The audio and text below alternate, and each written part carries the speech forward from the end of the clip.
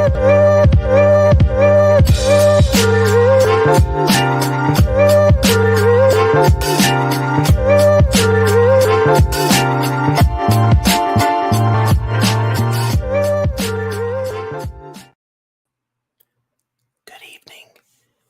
to That Toy Life, Special Edition Star Wars. My name is Ray Snedeker, and I'm your host. And with me is Ashley Wilbanks and Austin Gordy. Hello. How are you doing? We're starting things a little soft right now. We're doing ASMR. That way we can get a little extra money by the people who get really, really excited when ASMR is used. I thought it was. It's time for Ahsoka, everybody! Woo! I was actually gonna raise up to talk radio to be like Ira Glass. Sometimes in Star Wars, people can fall, and that's the title of the newest episode. It's Fallen Jedi. People do fall. Sometimes they fall with coffee, like when I fell trying to get my coffee to my office the other day and spent the next 20 minutes cleaning it instead of getting back to my job. But sometimes it's worse. Sometimes you actually fall so far that you help a chancellor crumble democracy and become a galactic dictator. I wonder who you're talking about. Now, you can't clean up that mess in 20 minutes, but you can't have a fun series like Ahsoka where you can discuss the aftermath. It's true. This guy's telling truths. He's spilling truths. I'm dropping truth bombs left and right. Man. Okay. So everybody. Was this your favorite episode so far? Probably. It's been great, yeah. It's steady. I do have high hopes for 5. My expectations are a little high just because of two things. This is the first one because Dave Filoni is writing this whole series beginning to end. He's got the credit for every episode. This is the next one is the only one that he's actually directing also. And if you remember from The Mandalorian, he loves to he loves to do the big lore episodes. Like if he's introducing someone big, and I imagine the big thing is he's bringing Thrawn into it, but also he's dealing with the world between world stuff, which we'll get into. And so, yeah, I'm excited. I love this one, but yeah, I can't wait for the next one too. Yeah, I was going to say to me, it's just been a great series overall, and then just steadily has gotten better and better. And I like that, like the last episode was sort of we're going to take a break and have some space battles because I was all for it. Even though it was a little short, if I knew it was going to lead into a much bigger episode, and oh my God, yeah, this one was pretty big. This one doesn't feel like, I know that y'all said there was some filler stuff it felt like filler stuff in the last episode. And going back and I'll think about all the first 4 episodes because we're halfway through the series now. It really doesn't feel like there's been much in the way of filler. Everything feels like it's in service of the next part of the story. Who said it was filler episode? Who said the last one had filler? Oh, okay. I was going to say, I don't remember it having filler. It was just it felt more, it felt space heavy. Well, it just didn't feel as important. Like everything that happened didn't feel, especially the training stuff there. It just didn't feel. Well, I will say that it felt like needed. It did feel, that training that she did, it did come in handy in this next one because it did seem like she was she wasn't as rusty anymore. She really knew how to handle herself when we get to that part of the story. But I really love how this is a story that just keeps moving. Like the Mandalorian sometimes has that episodic feel. Like sometimes they'll be, doing, a little mini quest on the way to their next adventure. This is just, serializing straight onto the next part of the story. It's one big story that's kind of cut up into smaller pieces. Yeah, pretty much like a big movie. Yeah. And it's a roller coaster so far. I mean, it's been a big ride. But and just warning everybody, spoiler warning, I put that at the bottom because lots of stuff going to be spoiled in this episode. Oh my God. Where do we even start? Well, okay. Well, the easiest way is pick up where we left off was, the ship was down and Morgan Elsbeth, she's prepping the big hyperspace ring to shoot off to find Thrawn in another galaxy. And Hera has been kind of left out in the cold by the New Republic. She wants help to to deal with this threat that she believes is happening, and they don't believe it. Yeah, just they're just like so that's so that's kind of where we leave off. So, well, what was going on when we first start back? well, you've got the army going after Ahsoka and all of them. Remember, because Balin was leading the forces to go find them since they crashed. I think that's kind of where we left off, or at least left off from the hyperspace ring or something like that. Yeah, and so I think the big thing is Huang. Oh God, it's never gonna get. Yeah, Huyang. I'm never gonna get used to the name in my head, like pronouncing it correctly, even though I hear them say it in every episode. He's fixing the ship, and they're trying to get back up to speed, but they end up getting attacked because they end up getting spotted. They get found. Yep. And I do like that leads into like a little theme that they've been kind of planting throughout the first episodes is, Sabine and Ahsoka are having to kind of learn how to work together again. So this is the first one where we kind of really get to see them in action now, like for the first time as a team. So when they go out there, they save Huyang. Mm-hmm. I want to say Huyang. That's it. There you go. You got it. Huyang? Okay. That's it. There you go. I got it. You can do it. Use your natural instinct. There you go. Huang. No, okay, don't you? No, you got it wrong. Huang? What? But we end up with Ahsoka with them both going after Balin to try and see if they can get to the place in time. And then we end up with a really fun duel sequence, which is Sabine up against Shin Hati and Ahsoka up against the last Inquisitor, Merrick, which was really fun. Because I love the samurai feel of Ahsoka's duel with Merrick. That was... oh, yeah. It was cool. And they also had a little force. They sent a force to surround their ship. They found the ship. Remember where Huyang was? So they had people surrounding that, which turned into a really awesome sequence. Oh yeah, but they were small potatoes though. Right. Oh, for sure. Yeah. But it turned into a really cool epic, sort of reminiscent of Force Awakens. That lightsaber fight in the end. That's what I kind of had that vibe going with this one, where they're in the forest fighting. But it was almost like what you were wanting the fight to be like in the Force Awakens, if that made any sense, or that was the vibe we thought we were going to get, and it was a little different. Mm-hmm. But anyway, I thought this was a really cool setup for a cool showdown. Yeah, and well, there's another small moment. Maybe I'm going crazy with this moment that I saw. It was in the big fight between Shin Hati and Sabine. After Ahsoka had split off to go after Balin, and we'll get to what happened with Merrick, which was weird too. Did you happen to hear like a sound effect when Sabine did she got knocked back and she kind of tried to do a force thing, and it sounded like something. I heard almost something. like a very weak attempt at a force energy. I didn't hear that, but you didn't hear that. No, but now I think on my surround sound it was rumbling a little bit, like she had done. But I didn't know if it was just them on the television, like it was an effect of them trying to make you like, is this it? Well, it wasn't even that. Like me and my wife were, because we're kind of our opinion on it was that just Sabine, she can learn how to fight and everything, but it didn't sound like she would get it too powerful or be able to get powerful enough to do anything like that. So when that happened and we both heard like a sound, we just went like, whoa.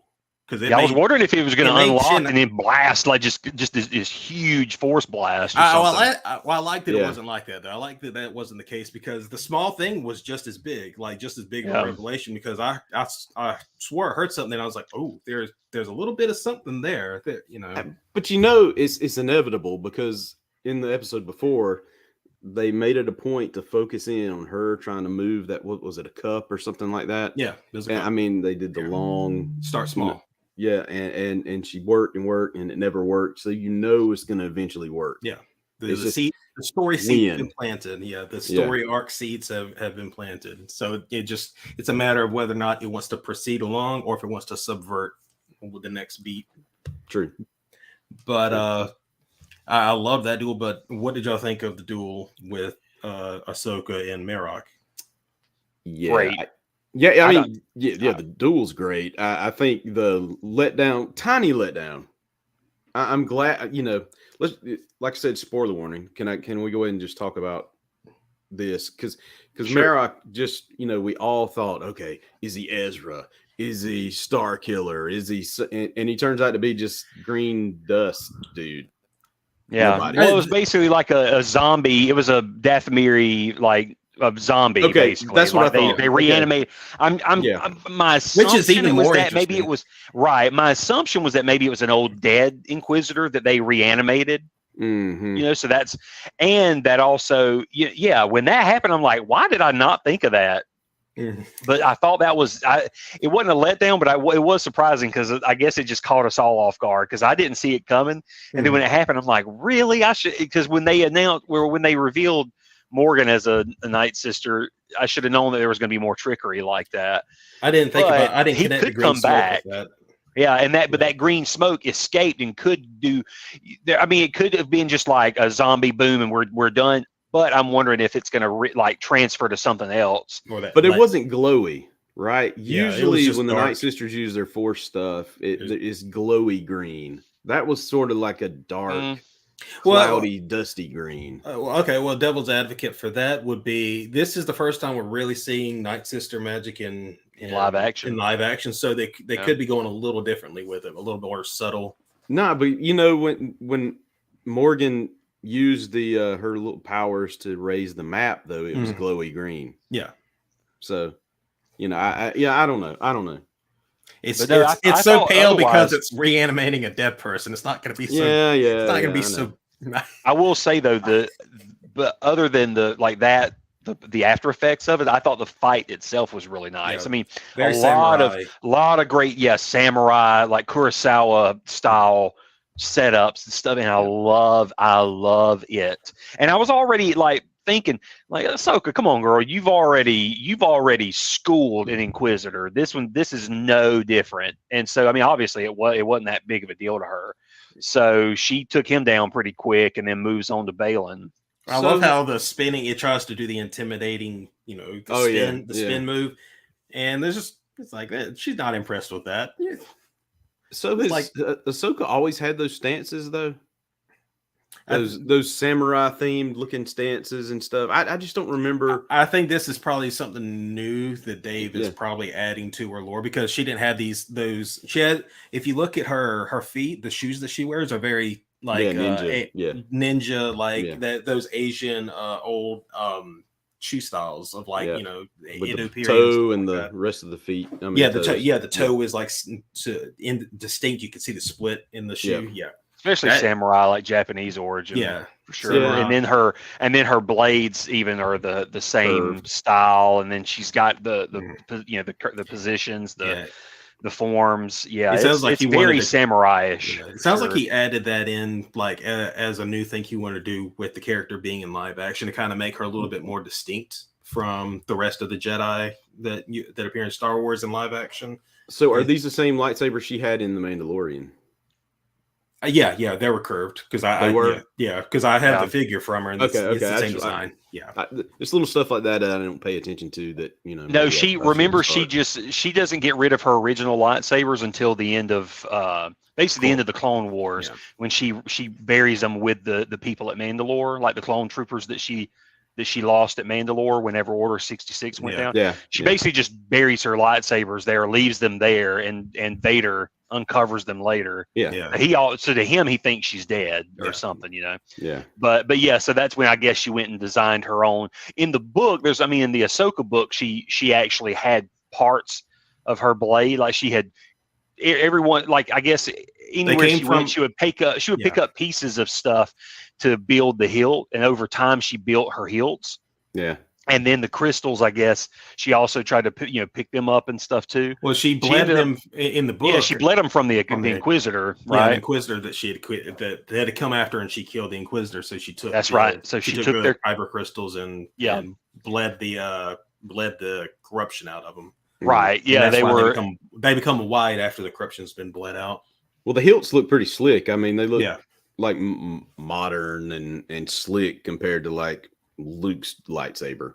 That's all dented and metally looking and not as sleek as Ahsoka's. Well, it's got that scrappy look to it because I mean, well, it kind of I guess speaks to Luke's character. As you know, he grew up doing a lot of building and stuff, having to build stuff around the farm, maintenance type stuff. Yeah. So, well, moving on from that, do you want to jump over to what happened with Hera, because we got a big reveal with Hera's side of the story? Yeah, go ahead. Yeah, so we got to see when we first see Hera again in the new episode, she's deciding, well, screw the New Republic, I'm going to go help my girls. Mm-hmm. So she's heading out, and we see the Ghost for the first time in live action, which is, officially, like, we see it parked in the show when we've seen it before in Rogue One and the Rise of Skywalker, but we're seeing it for the first time in the show, and then also, well, not the first time, but anyways, we see the inside of it. Her and Jason get into the cockpit, and I loved, like, I was a little giddy seeing the inside of the Ghost in live action for the first time. Mm-hmm. So there was that, and she takes a little squadron of X-Wing guys who kind of are on the same, they're on the same wavelength as her. It's Carson, what's his name? Carson from The Mandalorian. I always know him as Mr. Kim from Kim's Convenience. But his appearance, you know what that means, though? What? We're gonna see Zeb at some point. If I Carson's hope so. there, he's in Zeb's fleet or whatever you call him. Yeah, his squad or squadron. Yeah. So I mean, we're gonna see Zeb at some point. I got a feeling. Yeah, but yeah, but I like that they've set up since he first appeared in season 2 that he's someone who he knows there's some funny business going on related to Imperial remnants, and he knows that they're up to no good, and he knows that the Republic isn't as concerned about them as they should be. Mm-hmm. So he, along with his people, the little group that he's pulled together, they're going to go along with Ahsoka because they believe her. So, or not Ahsoka, but Hera. They're going along with Hera. So they head out to go to Cetos. And then that's basically the most we get on that side of it until they get to Cetos itself. And then we get to the big part, the big confrontation, because Ahsoka makes it to Balin. And does anybody else want to take it from there? What happens next? Well, no, I mean, I really enjoyed that fight whenever it got to, because it was building up to that. When it got to Balin and her facing off, I really enjoyed the honor that he brought to, what I'm saying? It was like this is something I have to do, Well, what about the confrontation? And it was just. Well, they had a nice little exchange before that I thought was really interesting, because I was going to say, I mean, you have that, and that's really good. Well, he revealed that he's privy to something that not too many people know. Yeah, he knows. He knew what happened to Anakin. He knows he's Darth Vader. Was Darth Vader. Yeah. Which I want to know how. I want to know how he knows that. I mean, very few people find. My guess would be either he found out himself somehow. Maybe it'll be revealed, or maybe he found out through Morgan.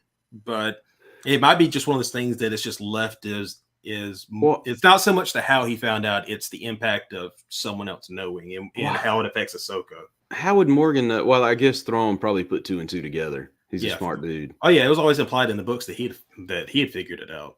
Yeah. But he knew better. He knew better than to explicitly say it out loud to anyone, because that would be a death sentence for anybody who knew, because that was something Vader did not want anyone to know. Yeah. Okay, that makes sense. Yeah, I mean, it didn't become public knowledge until Bloodline, when it got released publicly. Yeah. Did you notice though, when right before they start fighting, did you listen to the sound effects of the lightsabers igniting? Did it do something differently? So when Balin's goes off, it sounds just like Vader's lightsaber in like Return of the Jedi, Empire Strikes Back. Go back and listen to it. I mean, it's such a cool sound. I appreciated. I appreciated them changing the sounds up. Yeah, well, it sounds like it's those little details that Dave likes to kind of put in, just to kind of honor like the stuff in the past, the stuff from the old movies and stuff in little ways. That's not just like, oh, I'm trying new lore here or stuff like that. It's just like, no, I really like the way this sounded back then, so I was going to kind of use it right here, and I think it'll fit. Even the way they divided up the action sequences throughout this episode, where you spend a little time here, then you split over here for a second, and it kind of reminds you of the end of Return of the Jedi when there's 3 different battles going on. Mm-hmm. They show you a little bit here, they cut away, they go over here, get to a little climax, cut away, go over here. Very George Lucas. Yes, it's very George Lucas the way this whole show's laid out, which I'm glad that they're doing that. It's like tip of the cap there to Uncle George, and I'm hoping this is like plans for the future. Like they keep doing this because I like that style for Star Wars. Yeah. Oh, for sure. By the way, I want to give some information on Ahsoka's Black, because I've always wondered, because I know her hilts are from a specific design, and so I finally figured out what it exactly is. But it's a Shirasaya katana. Basically, the Shirasaya is what they call I want to say maybe that's Japanese for white scabbard, but it's basically that wooden style scabbard and hilt that doesn't have the guard on it. It's just like very slender. No. For example, remember Oren Ishii in Kill Bill, Lucy Liu's character? She specialized in that particular weapon, where it's like it's a katana, but instead of having your guard here and all that, it's just a very slim blade. Usually, it looks like maybe that particular scabbard and hilt is supposed to be for storage when your sword's not going to be in use for a long periods of time.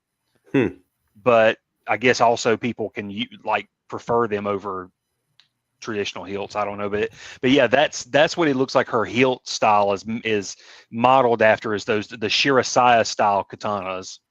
No, that's cool. That's really cool.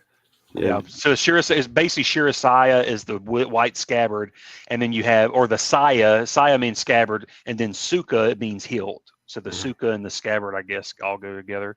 But anyway, sorry, that's the little tidbit about Ahsoka. Well, just another little nod. Well, not nod, but another way Dave Filoni just is really into the details.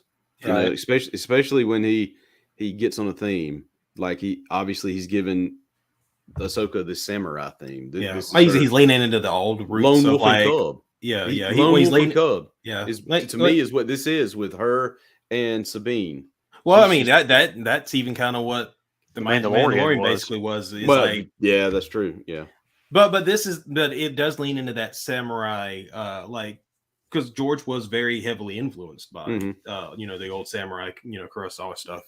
So this is, I like seeing someone else go with that. I mean, Jon Favreau also did that. Him and Dave when they did Mandalorian.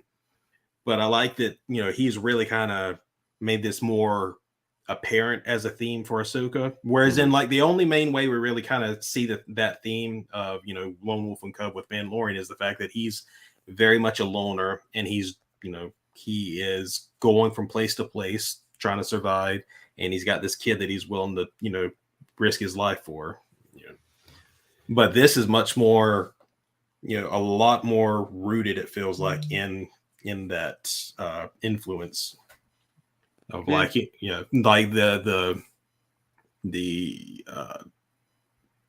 just the style, like the visual style of Ahsoka, especially like her new style in live action is the biggest thing to me. But I'll say one nitpick. Well, it's not even really a nitpick. It's just one thing I've noticed sometimes with Star Wars is they'll get a little stuck on a style that someone has, a look, and they never want to change, to the point that it almost looks like they're a cartoon character where cartoons character always has the same outfit throughout every episode of the series.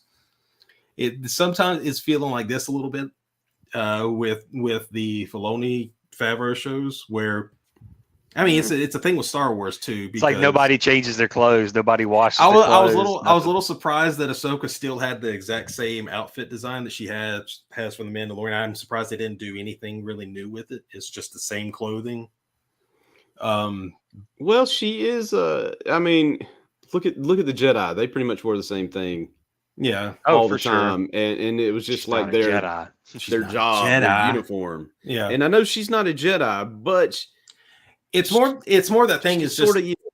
Yeah, it's just well, like I said, it's not really a nitpick thing. It's just I think the main thing it's rooted from is the fact that I see Luke Skywalker 8 years later after the end of Return of the Jedi, and he's wearing the exact same black uniform. Which was the whole point of him to wear that in Return of the Jedi was George was playing on audience expectations of you see Luke in the black, you wonder, is he going to turn dark? In the story, you're supposed to wonder, like, will he fall?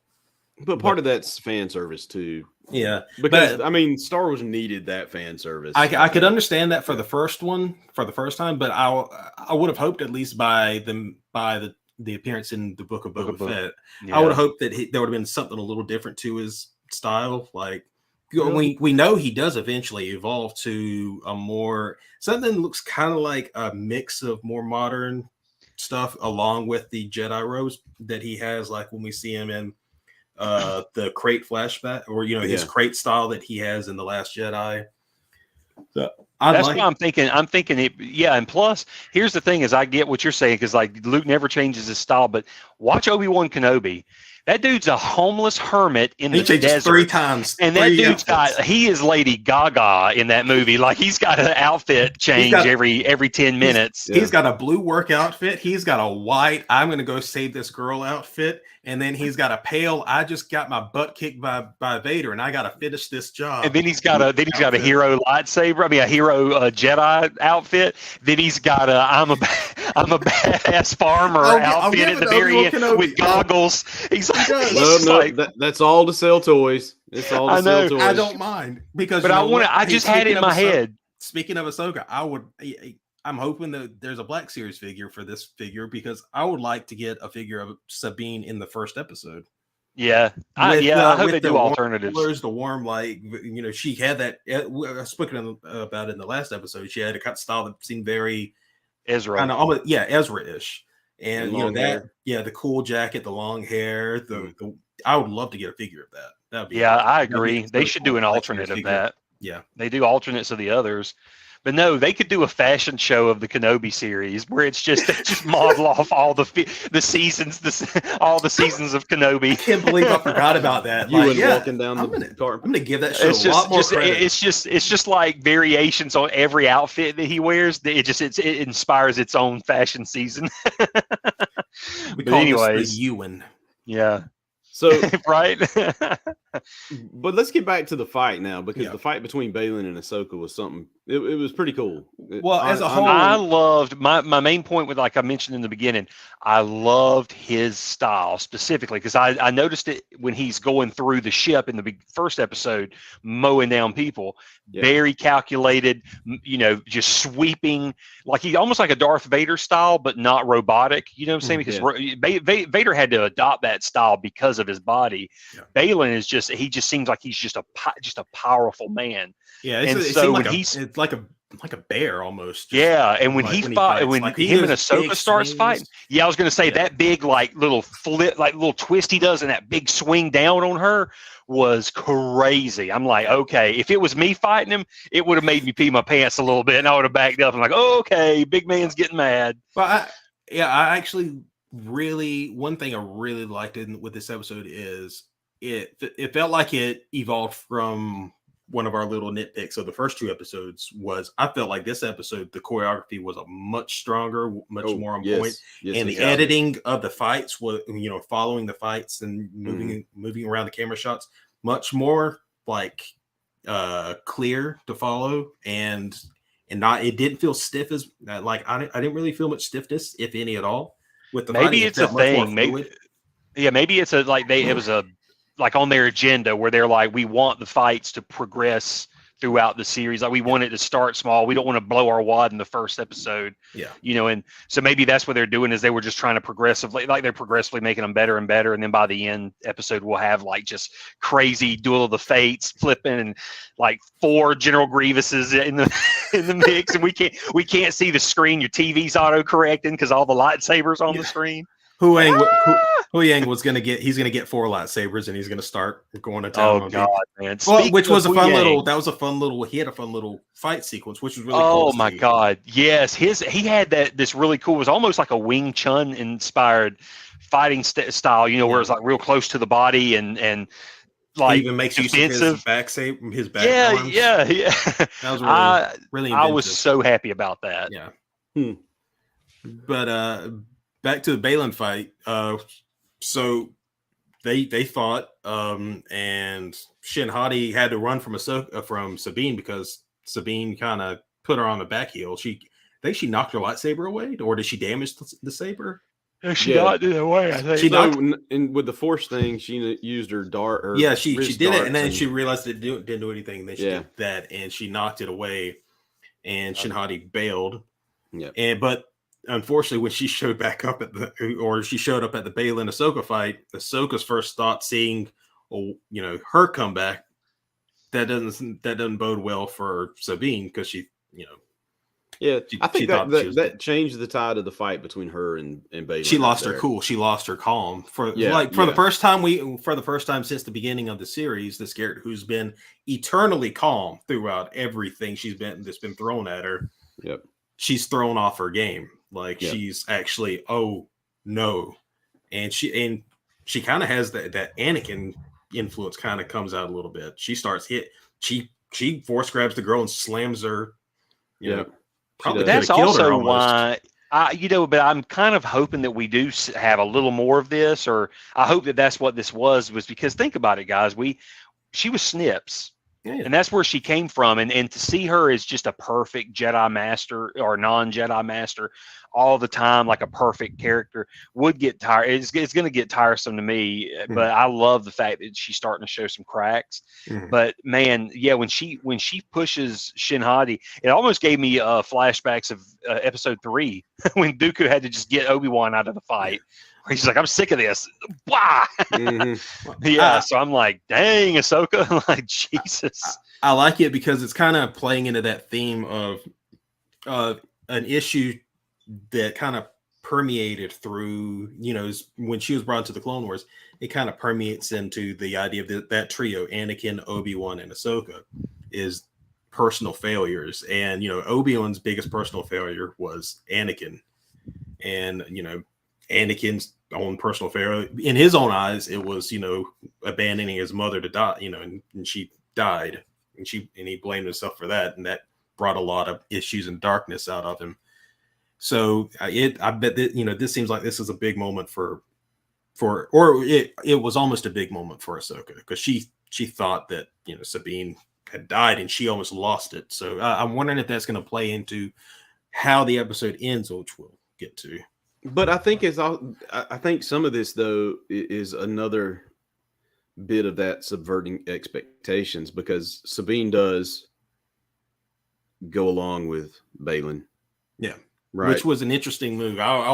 Remember my big prediction was for this episode was I did not think Balin was going to walk away, and I was completely wrong on that. Well, he did, and he took Sabine with him freely. She went with him of her own accord. Well, I mean, he did entice her, though, because remember, he turns around and starts basically talking to her about her, about Ezra. He knew about Ezra. He knew that, they were close, and he played on that. He played on. But it's almost like another instance of the Padawan failing the master. Yeah. Right. That we've seen over and over again. But I think this one is going to subvert expectations, because I don't think this is a fail. To me, it don't. I'm going back and forth, maybe thinking this is planned. I think it is, or not all the way planned. I don't know about all the way planned, but I think it's at least a plan with Sabine. Like I think, because my wife was she was just flabbergasted. Why did she give that globe to him? I just think that she felt in that moment she had no choice. And with the cards stacked against her, she's doing this on purpose. Like, I'm going to give him the globe. They're going to take me to wherever they're going to go. I think she's basically wanting to be like, take me to Ezra. Yeah, you take me I felt like it, and then I'll take care of it from here. We'll figure out the rest of it, but I got to get to Ezra. Yeah. But I think too, though, there was this moment like where didn't Sabine see Ahsoka fall off the cliff? Well, that's what I'm saying. Like, she thought sees Ahsoka her was dead. Yeah, so she thinks she's dead, or at least, she's out of the fight, so it's like she doesn't have any other option, But I think she knows enough to. This is part of the plan. Like, she knows Ahsoka's going to follow. if she survives. But I feel like it. My thoughts are pretty close to what Austin was saying, which was I felt like for her it was a human decision. It was one of those very basic human moments where I have this one chance to find this person I've been looking. I've been wanting to find for almost a decade now. I'm having my one chance, and they did set up earlier that Ahsoka was saying, if we can't, if we can't get to the, if we can't stop them, or if we can't get to Ezra, we need to make sure that no one else can. But it's almost like they hit you over the head with it enough so many times. Well, I think that was the point, that you're hoping that she's doing it from a selfish perspective. But I think to me, when I saw it and it played out, I was like, that this is not just her. I mean, they've got a plan. I think I agree with you. It's either that they have a plan, or I think at least Sabine has a plan and a hope that Ahsoka will follow. That Ahsoka's not dead. That Ahsoka will follow us. Let me get to Ezra, and we'll figure it out from there. Because we can usually get through it. We'll figure it out. But also, it makes sense because it's either you have two dead people, like two dead Jedi and no Ezra, or one dead Jedi, one alive Jedi, and a possible route to Ezra. So that's why I just felt like I even had to explain that. I'm like, calm down. I think she knows what she's sort of doing. Like, she sort of knows what she's doing. She knows she's got a plan to get to Ezra, and then we'll get to there. Well, if y'all don't want to agree with me, forget y'all. I don't agree with you at all, Bob. So anyway, so perfect episode, right? Yes. Are you ready for episode 5? I think episode 5 is going to be huge if they're playing it in theaters. Oh, yes. Ashley's back? Whatever. But but no, I mean, it must be a big deal if they're going to be screening it in theaters and stuff. So I wonder what all is going to go down in the next episode. And I want to know what the running time is going to be. Yeah. Well, can we talk about one of the big thing that happened? Yeah, the big thing, the final thing. Well, no. But I'll say before that, the hyperspace ring jumping. Yeah, crazy. I thought for sure I was about to have a great, because that was a big moment too. The Phoenix Squadron reformation or whatever. Mm-hmm. Yes, I was totally happy to see the Ghost in action. But when they got there, the jump, because when you know that it's about to jump and Morgan sees them coming and says, "Do it, just jump," and so in your mind, if you've watched the other Star Wars movies, you're thinking like The Last Jedi. Last Jedi, that didn't go well for the people on the other side of that, because. But it's almost like being this is like a Titanic-sized ship about to jump forward, and there's just a little sailboat in the way. But there's this huge hole right here in the middle of their ship. So, and I'm thinking they're thinking that their ships were in the middle of that. I also don't think. I think in Morgan's, I think it was all luck that, or in the show's universe, the Force protect. But I don't think Morgan cared. Because I think that she knew that her ship, it'd be like spitballs on her ship. Yeah, it wouldn't damage. It's too big. But you could see the worry when Hera realized what they were doing. She realized they were about to jump. So, oh, everybody break! They didn't have time. I was sitting there yelling. I was like, pull up. So they lost I think 4, over half the squad. I think it was 4 because there's only 2 X-wings left. I think Carson, he survived, and one other guy or girl, the Rodian. I think that's why Zeb and they were going to have to come on board because they lost pilots. That could be. I'm just saying they'll probably be like, we need pilots. We need. Yeah. Come on, Zeb, and he's like, oh, okay, I'll go. Wow, good Zeb.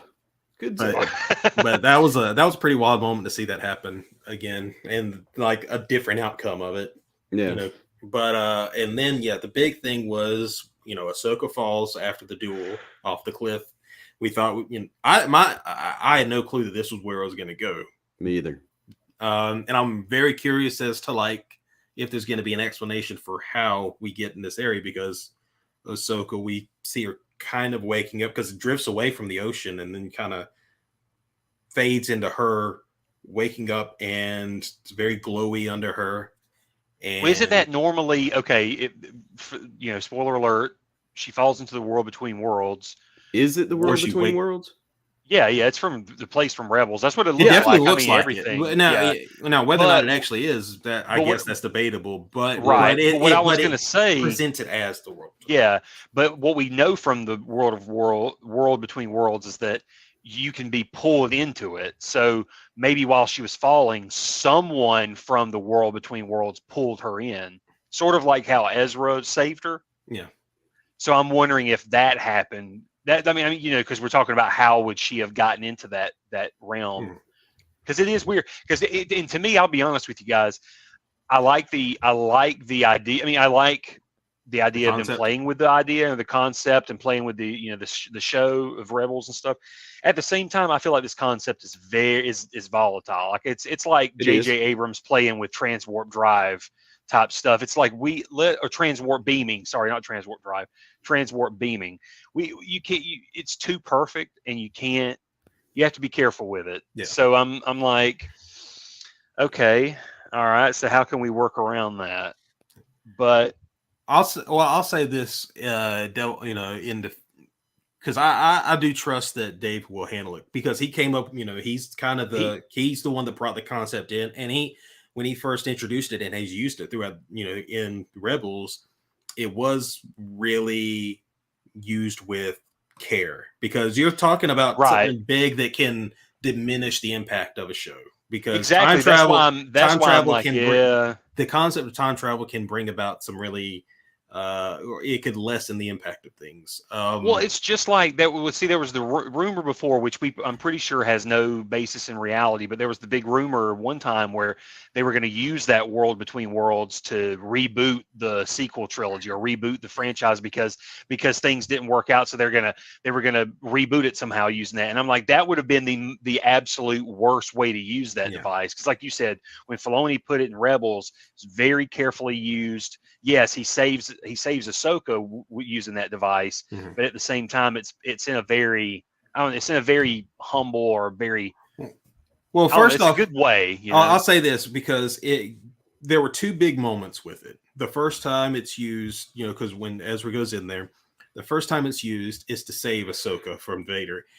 But the thing is, that moment was already foreshadowed before, that she was going to survive that duel and the collapse of that pyramid, because we saw at the end of season 2, we saw her walking out of the ruins or walking into the ruins. She was at the ruins and she was alive. So we saw that. So we knew we already had it established that somehow she survived. Just everybody didn't know it.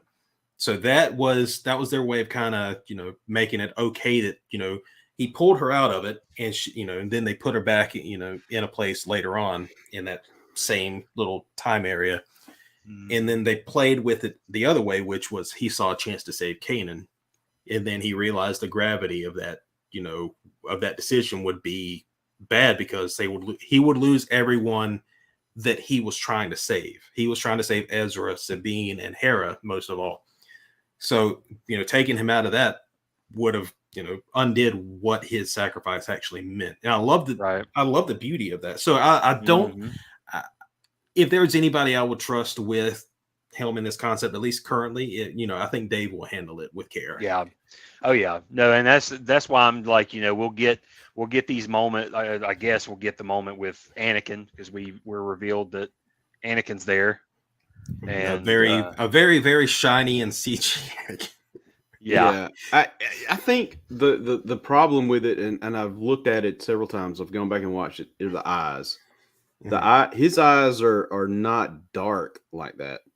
If you compare him like to Revenge of the Sith and to that shot, the dark eyes make him look weird. Yeah. To me that was the whole thing. Other than that, he looked okay to me. Yeah. Other than the eyes made him look just a little wonky. Yeah. It was pretty interesting hearing like the cool thing about this for me, especially, is seeing Hayden Christensen get to interact with Rosario as Ahsoka, because I think he became a fan of the show, because I think he even wanted to play Anakin for the series, and I think they just wanted to get someone who had more experience as with what it goes into voice acting, because you have to do a lot more emoting through just your voice and not with your mannerisms. Yeah. Yeah. So that's why which I think is a great. I love the guy that did Anakin. I think that was a grave area. They should have. Matt Lanner. Yeah, I think they should have let Hayden do it.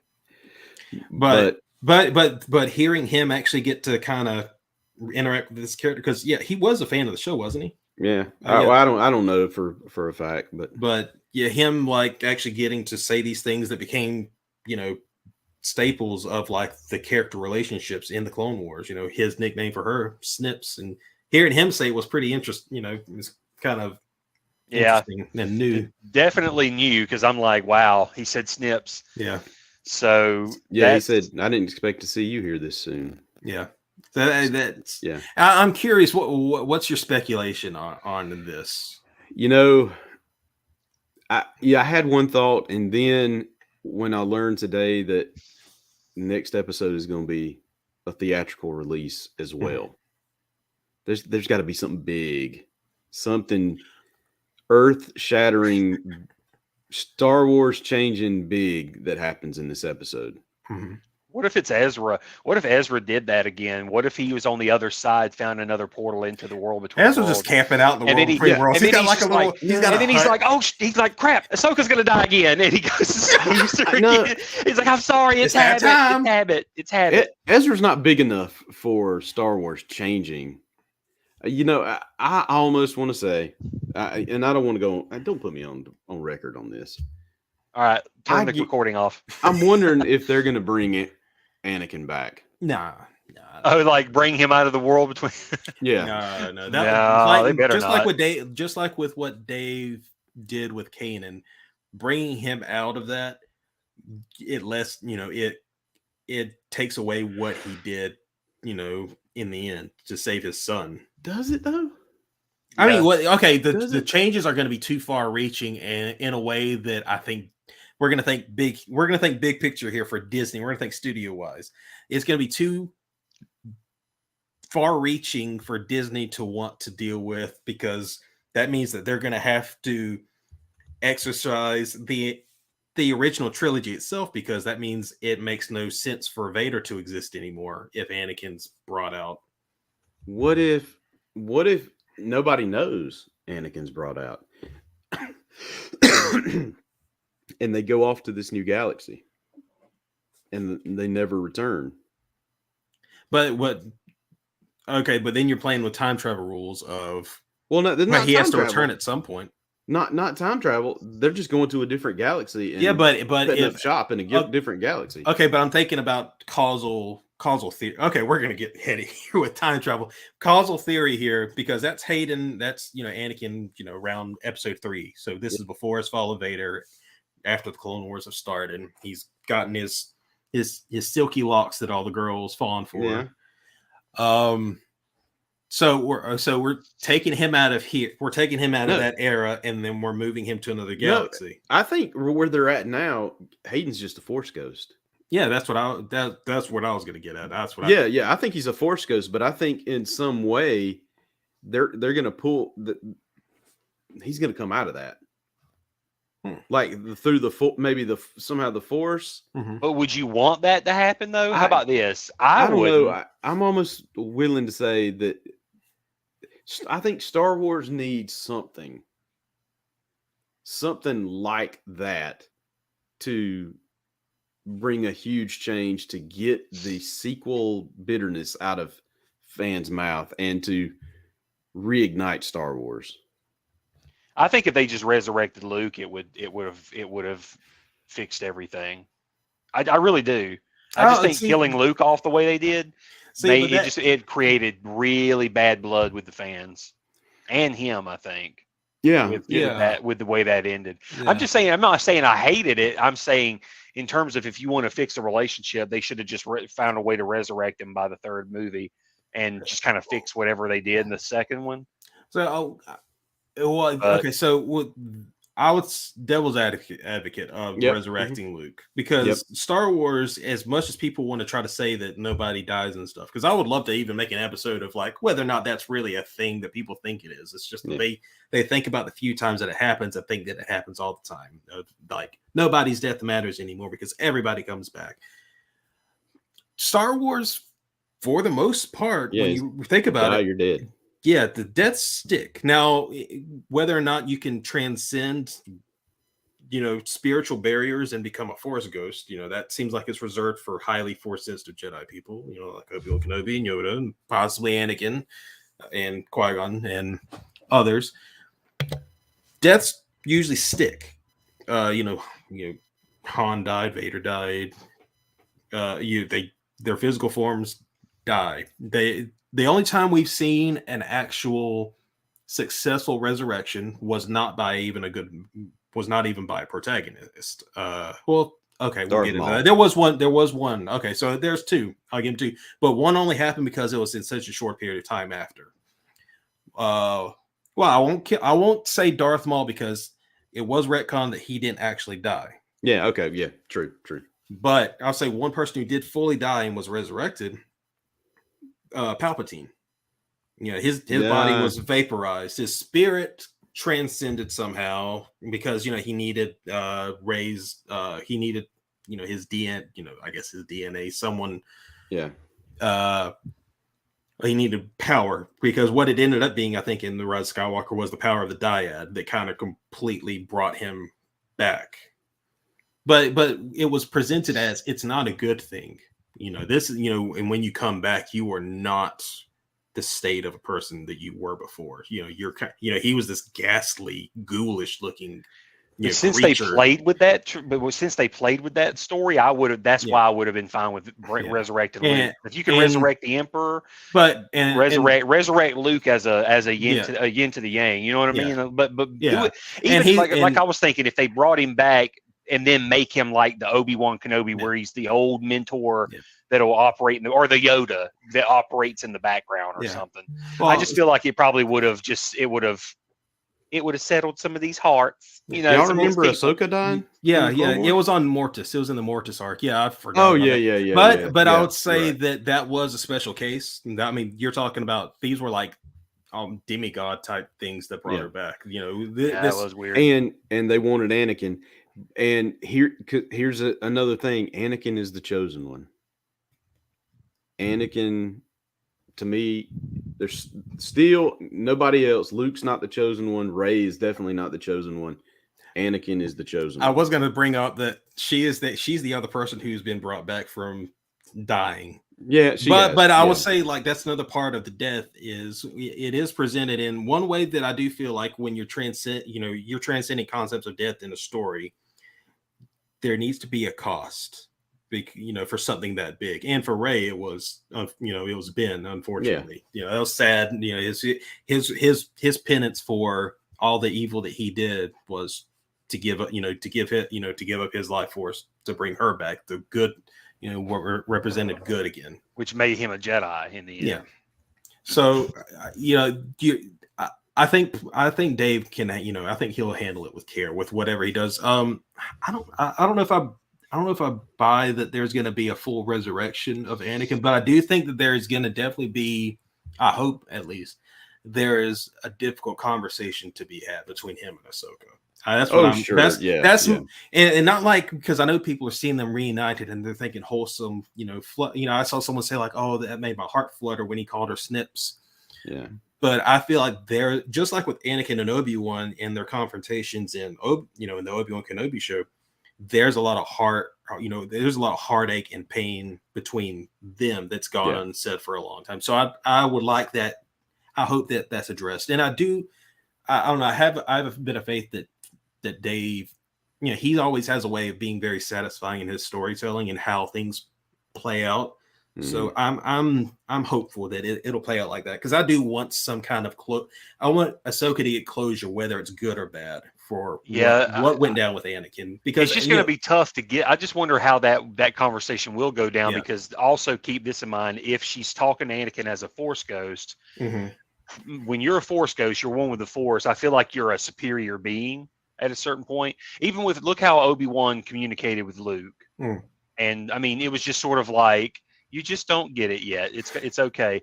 And I mean, and it's just how it is. It's understandable. Like Qui-Gon would be, if Qui-Gon's transcended, they know something we don't know. Yeah. So it's like, I I suspect that Ahsoka is going to be the one with a lot of questions, a lot of anger or emotion about what happened, and I bet Anakin's probably going to make her so angry, being like, "Look, I had to kill some kids.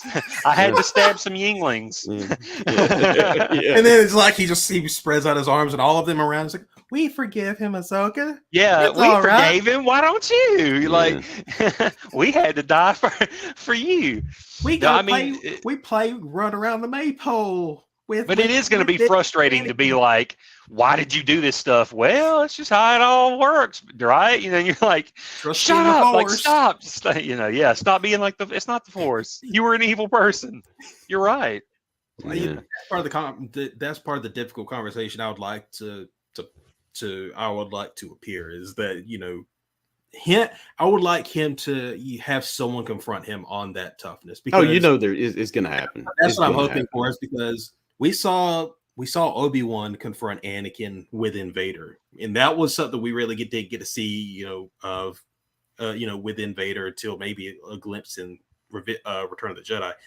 So, Obi-Wan got his closure, but it was for the worse. It wasn't like it was any kind of, neither side left satisfied, but Obi-Wan left knowing it wasn't his fault completely. Anakin, he realized Anakin made his choices just like he did, It's almost like Dave is still telling the story of Anakin Skywalker. Yeah. Only in little ways you don't realize until you step back and look at the big picture. Yeah. Well, he's probably got all this information in his head that George has dumped on him. Yeah. And he's got, like I said, he's a wealth of knowledge. He probably he knows that there's more to tell, and he probably wants these stories to get out there in some way. Yeah. Like you said, in that way, the kind of the whole purpose of Kenobi, that series, was for Obi-Wan to realize that Anakin, which, I felt like they kind of did that in episode 3 already, but it really goes to show that he comes to accept, like you said, that Anakin made his choices, and it was Anakin, not Obi-Wan, that did this. Obi-Wan didn't fail him. Obi-Wan did his best, and Anakin was the one that didn't pull his weight. Mm-hmm. Yeah. But and one other thing I think that we will see, because like we saw with the other World Between Worlds, was we'll probably see something involved. I think that we might see a younger Ahsoka in live action, even for like a glimpse, maybe. Me too. But it's going to be like a Christmas Carol episode. He's just going to take her through all the points in her life. They were cool. You see, this is when you did drugs, Ahsoka. You see what would happen if your life was, look, this is how your life will be on drugs. And he's just like, I'm a crackhead. But so, episode 5, we're looking forward to it. No. So I am. So do we want to, that's where we'll, I guess, end that, and we'll jump into real quick at the end of our episode. We'll do our toy hauls. Do y'all have any toys to haul? I have not hauled toys this week. I've got a couple of things. Do you have anything, Ray? Yeah, I got 2 things I can show real quick. This week I got this is season 2 Hunter from the Bad Batch. I love this outfit design. Wow, no, that's a real good one. And let me put his helmet on him so you can see how even better it looks. Because there's something about these like new kind of like designs they had for season 2. I was not expecting to like them as much as I do. Well, if I can get his helmet on, okay. So there's Hunter. Oh, wow. So yeah, it looks like a solid figure. I'll tell you that. Yeah, great figure. And the other thing, I don't know when I'll be getting around to making this, but because I got to make shelf space. But no, good God! So this is the Ghost. This is the Ghost from Ahsoka. This is a new and improved version of the Ghost that was released years ago in Rebel. You can actually see 2 of them. One there on that shelf, and that one way above me. One was mine, and one was my wife. We both bought them when we were dating. We weren't living together yet, so she had her own, I had my own, and now she was like, "I don't have space in my room," so I just ended up putting it in my office. So yeah, that's my haul. I got one to keep in the box, one to open, and one just because. Also, it's like an incredibly expensive set now. That's insane. It is super. And I think people would still pay a fortune just as it is out of the box. Yeah, I sold mine just out of the box, and I made I sold it for $300. 300 something. Yeah. Yeah. 350. Or did you pay initial retail price for it when you got it? I paid like $40 on sale at Walmart. Oh, even better. Okay. See, so I was going to say it was probably the deal that I missed. I couldn't. I Believe think I told you passed on about. that. Yeah. Oh, Yeah. I paid around like what it was when it came out. So I think it was around $60. This is a lot more. This costs a lot more than that. But yeah, it does look much more detailed in terms of like the interior build. Well, my haul is kind of small too. I just picked up a couple of things to finish the build a figure. mail. That looks like Kumail Nanjiani. Oh, Yeah. it is. It is. I got to finish Gilgamesh build a figure, and this was the last guy I needed, and he was like super cheap on Entertainment Earth. Was like there any $6 character? $6. Was there any character, any turtles that was wasted more than him? Yeah, I know it. And then this guy was down to 10, so I bought him too, since he's a deluxe figure. I wasn't gonna pay like regular. What was it, $40 when he came out? Oh God. Yeah, but at 10, I had to do That's it. a good deal at $10. Yeah. Jesus. And then I saw these guys at Walmart. Ooh. So I picked up a box. Is this that new set that just came Yeah, out? the new set with like the X-Men 97 and the new. Yeah, there's a couple in those that I would love to find that Hawkeye that comes in it. Yeah. So barking. Hadn't opened them yet, but no, that's on the docket for tomorrow. Sweet. Yeah, let us know what you get. Will do. All right. All right. I guess we see us again. We will discuss episode 5. Episode 5. Empire Strikes Back. Oh, Ahsoka. Okay. I thought we were talking about the. What you talking about? The movie Empire Strikes Back? I mean, we could go into the depths of what it means to be a Jedi. You know, We'll link episode 5 Empire Strikes Back with episode 5 Ahsoka. The parallels. Really? Yeah. It's there's gonna be. You'll see it. It's adventure. You know, we're also gonna tie danger. it into. A Jedi craves not these things. That's true. But he does crave hamburgers. Like Wimpy. But he ain't Wimpy. All right. Okay. All right, guys. I got stuff to do. I'm going to go Baldur's Gate my eyes out. Do it. Do it. Gate out. Baldur's Gate 3. Play it. Best game of the year. Don't play Starfield. Play Baldur's Gate 3. No. Play Sonic. Yes. Sonic.